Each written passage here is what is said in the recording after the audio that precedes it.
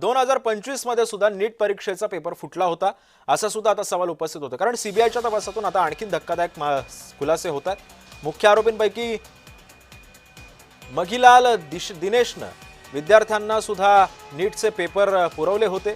2025 मध्ये बिवाल कुटुंबियातील 5 मुलांना प्रश्नपत्रिका पुरवल्या गेल्या होत्या असं सुद्धा आता सांगण्यात येत आहे।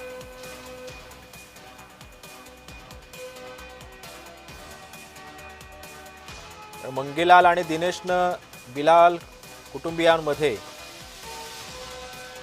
नीटच्या प्रश्नपत्रिका पुरवल्या होत्या असा सुद्धा धक्कादायक खुलासा सध्या सीबीआयच्या तपासातून पुढे आलेला आहे।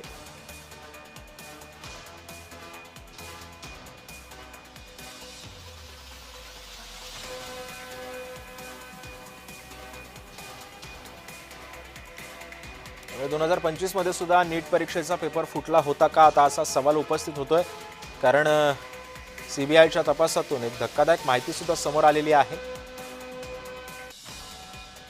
मुख्य आरोपींपैकी मंगीलाल दिनेशने विद्यार्थ्यांना नीटचे पेपर पुरवले होते।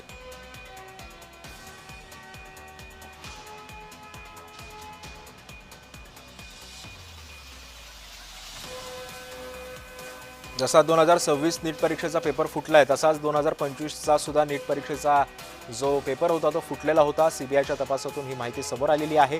मुख्य आरोपींपैकी मंगीलाल दिनेशने विद्यार्थ्यांना नीटचे पेपर पुरवले होते।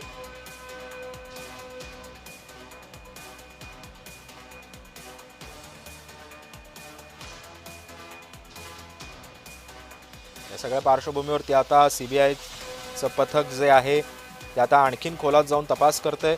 आणखी या संदर्भामध्ये काय काय माहिती समोर येते हे सुद्धा पाहणं तितकंच महत्त्वाचं ठरणार आहे।